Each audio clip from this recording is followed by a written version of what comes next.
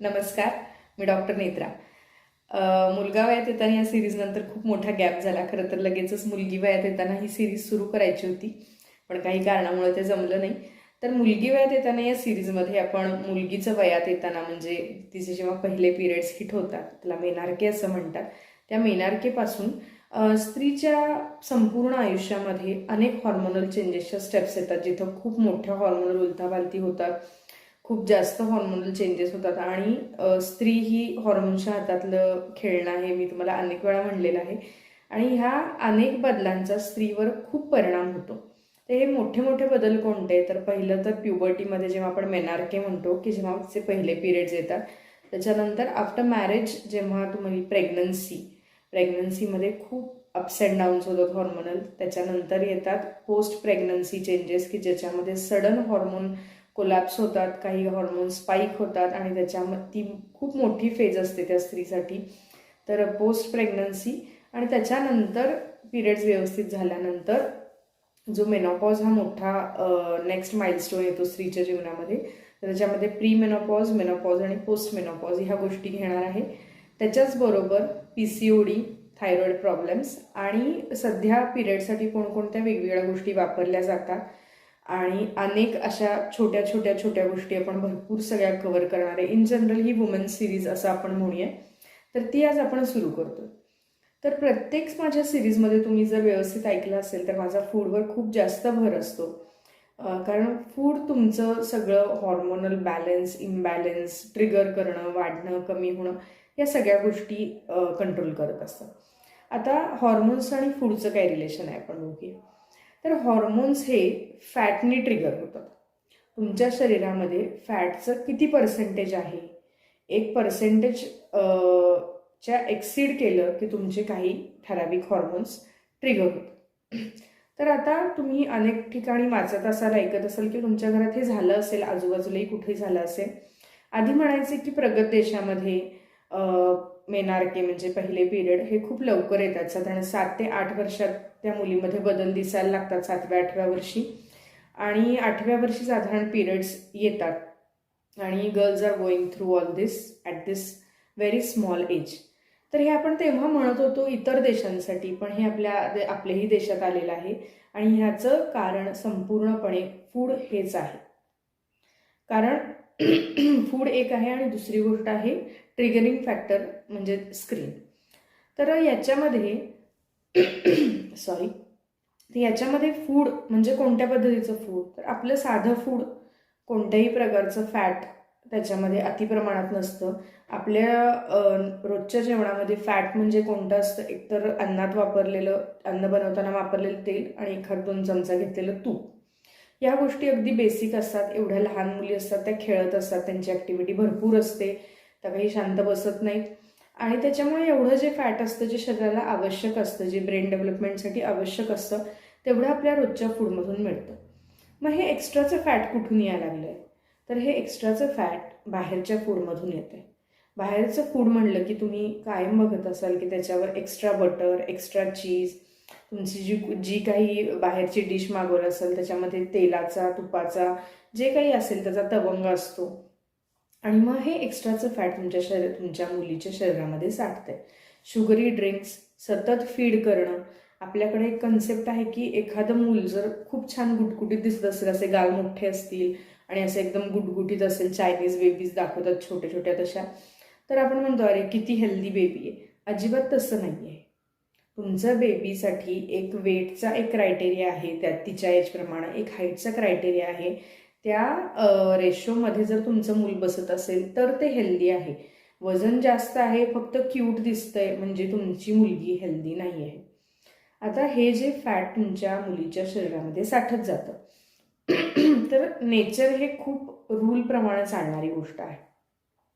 नेचरला दिसलं की अरे हे फॅट ह्या सर्टन लिमिटच्या वरती वाढलेलं आहे शरीरामध्ये, म्हणजे ही मुलगी आता मेनार्केसाठी म्हणजे पहिल्या पिरियडसाठी शी इज रेडी. आणि मग त्याच्याप्रमाणे हळूहळू ते हॉर्मोन सिक्रेट व्हायला सुरुवात होतं. आता याच्यामध्ये तुम्हाला जाड मुलं जी असतील, जाड माणसांच्या मध्ये, स्त्रियांमध्ये, सर्वांच्या मध्येच हे दिसतं, पण आज आपण मुलींबद्दल बोलतोय. तर जेव्हा मुलींच्या शरीरामधलं फॅट एक्सेसिव्ह वाढायला लागतं, तर तुम्हाला कसं कळणार? मी म्हणणार सगळे तर काय मी डॉक्टर नाही, आमच्या कसं लक्षात येणार? पहिला तर समोर दिसतानाच आपल्याला दिसतं की हे बेबी खूप जास्त चबी आहे, याच्यामध्ये फॅट भरपूर आहे. दुसरी गोष्ट, जिथं जिथं शरीरामध्ये फोल्ड्स आहेत, स्पेशली मानेच्या मागं, अंडर आर्म्स आणि प्युबिक एरियामध्ये जिथं जिथं फोल्ड आहे, तिथं तिथं तुम्हाला तो जो स्किनचा पॅच आहे तो डार्क काळा झालेला आणि त्याला असे फोल्ड्स पडलेले दिसतात. हा इन्शुलिन रेजिस्टन्स असल्याचा इंडिकेटर आहे. आता इन्शुलिन रेजिस्टन्स म्हणजे काय? इन्शुलिन त्याचं काम व्यवस्थित करू शकत नाही आहे, कारण तुम्ही तुमच्या मुलाला सतत काहीतरी चारता आहे. अखंड सतत काहीतरी खाल्ल्यामुळं अखंड इन्शुलिन काम करते आणि ते आता कंटाळले आणि त्याला आता काम करायला जमत नाही. इन्शुलिन स्पष्ट तुम्हाला सांगतोय, बाबा मी कंटाळलोय, मी काम करू शकत नाही, याचा अर्थ इन्शुलिन रेजिस्टन्स झालेला आहे. सॉरी. तर इन्शुलिन रेजिस्टन्सचं हे साइन अँड सिम्पटम आहे. तर याच्यामध्ये मग तुम्ही काय करू शकता? तर तुम्हाला मी कायम सांगितलेलं आहे की सगळे जे हॉर्मोन्स आहेत ते एकमेकाशी रिलेटेड असतात. डॉमिनोजचा गेम बघितला तुम्ही, एक आपण डॉमिनोज पाडला की सगळे डॉमिनोज पडत जातात. तसं एक हॉर्मोन जर बिघडलं, समजा इन्शुलिन बिघडलेला आहे, इन्शुलिन रेजिस्टन्स आहे, तुम्ही सतत तुमच्या मुलाला शुगरी, फॅटी, अननेसेसरी गोष्टी सतत खायला घातल्यामुळं आणि ते मूल अजिबात खेळत नसल्यामुळं, मुलगी, तर जेव्हा इन्शुलिन बिघडतं तेव्हा त्याचे सगळे जे मित्रमंडळी आहेत, मग त्याच्यामध्ये थायरॉइड आलं, तुमचे फिमेल हॉर्मोन झाले, हे सगळं त्यांचं मित्रमंडळ बिघडून जातं आणि मग ते काही ट्रिगर होतात, काही डिप्रेस होतात, काही अननॅचरली सिक्रेट होतात, काही सिक्रेटच होत नाहीत, अशा सगळ्या विचित्र गोष्टी सुरू होतात. मग आता जेव्हा मेनार्के होणार आहे, आपली मुलगीला तर पिरियड्स येणार आहेत, हे कशावरून आपल्याला कळतं? आपण निग्लिजन्समध्ये राहू शकत नाही, बॉडी कायम साइन अँड सिम्पटम्स दाखवत असते. तर पहिली तर तुमच्या मुलीचे ब्रेस्ट डेव्हलपमेंट होत आहे, बर्ड्स दिसायला लागत आहेत, त्याच्यानंतर अंडर आर्म्स, प्युबिक एरियामध्ये थोडे थोडे हेअर डेव्हलपमेंट व्हायला लागते आहे आणि हे सिम्पटम्स तुम्हाला रोजच्या रोज चेक करायचे आहेत, हे सायन्स तुम्हाला रोजच्या रोज चेक करायचे आहेत. आपल्या मुलीकडं व्यवस्थित लक्ष पाहिजे, आपली मुलगी काय खातीये, काय खेळतीये, आपली मुलगी काय बघतीये, कारण व्हिज्युअल इम्पॅक्टसुद्धा शरीरावर असतो. एखादा समोरचा व्यक्ती जर हसत असेल, आपण जर एखादा कॉमेडी व्हिडिओ बघितला तर आपण हसतो, आपण हसल्यावर आपल्या शरीरामध्ये हॅपी हॉर्मोन्स आपोआप सिक्रेट होतात. तर तसाच जर तुमची मुलगी सतत अडल्ट कंटेंट बघत असेल की ज्याच्यामुळं तिचे हॉर्मोन्स ट्रिगर होत असतील, किंवा तुम्ही असा काही कंटेंट बघत असाल, it can be a very simple content up till very extreme content, तर असं काही तिच्या बघण्यात येतंय का, तिच्या आजूबाजूचे मित्रमैत्रिणी असं काही बोलतायत का, ह्या गोष्टीकडे तुमचं लक्ष पाहिजे, because these things can trigger hormones. आणि मग हॉर्मोन्स एकदा ट्रिगर झाले की मग ते त्याचे चेंजेस दाखवायला सुरू करतात आणि मग ती मुलगी एक साधारण 8व्या-9व्या वर्षी तिला पिरियड्स यायला सुरू होतात आणि ती मुलगी फिजिकली आणि मेंटली त्यावेळी मॅच्युअर नसते, तिच्यात ती कॅपॅसिटी नसते अंडरस्टँडिंगची की आपल्याबरोबर काय होतंय, आई तिला समजावून सांगू शकत नाही. आणि जनरली मेनार्के सुरू झाल्यानंतर, पहिले पिरियड झाल्यानंतर साधारण 1 वर्षानंतर उंची वाढायची थांबते, कारण ते हॉर्मोन थांबलेलं असतं, बाकीचे हॉर्मोन किक इन केलेले असतात.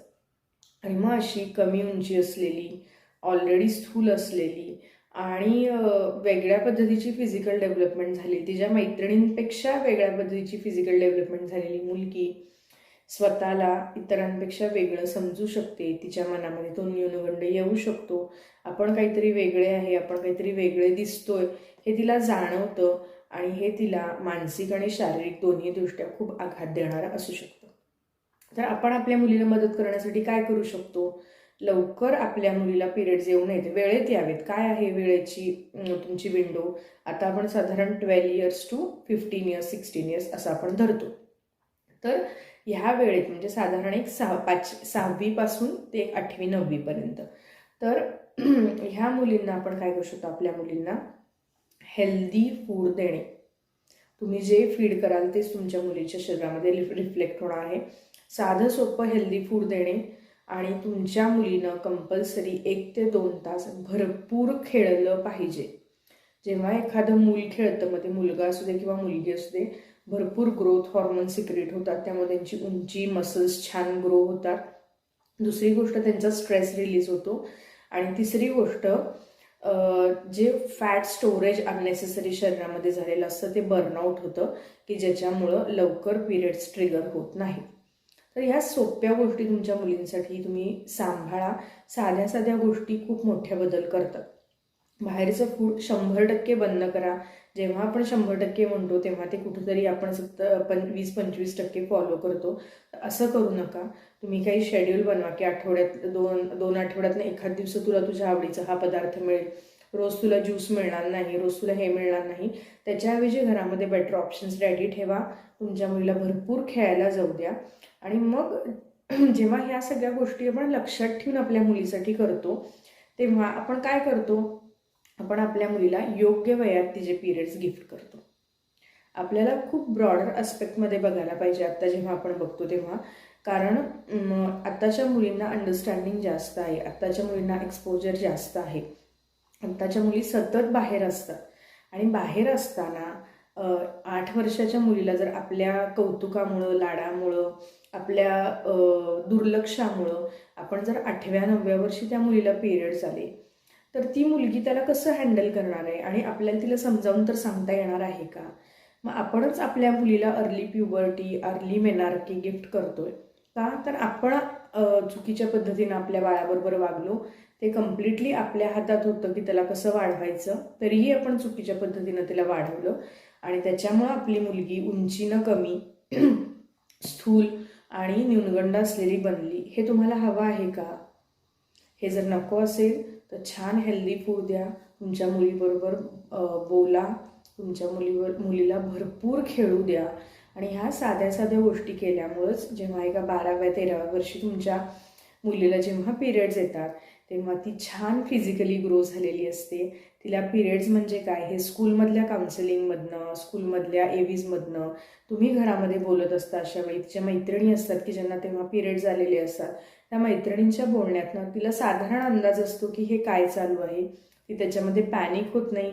शी can handle her periods very well. ती आईशी सांगू शकते, बोलू शकते आणि ती हे पिरियड्स चांगल्या पद्धतीनं ॲक्सेप्ट करून त्या पिरियड्सबरोबर छान पद्धतीनं डेव्हलप होऊ शकते. तर आपल्या ह्या साध्या गोष्टी आपल्या मुलीला किती छान, एखादी एक छान मुलगी आणि एक अंडर डेव्हलप्ड मुलगी या दोन्हीपासून या बनवण्यासाठी काय गरजेचं आहे हे सगळं आपल्या हातामध्ये आहे. तर तुमच्या मुलीला योग्य वयातले मेनार्के गिफ्ट करा. तिचे पिरियड्स योग्य वयात येऊ देत. ते तिच्या शारीरिक, मानसिक आणि सामाजिक आरोग्यासाठी खूप जास्त गरजेचं आहे. ठीक आहे. तर मेनार्केबद्दल उद्या आपण इन डिटेल बोलू. तोपर्यंत काळजी घ्या. बाय.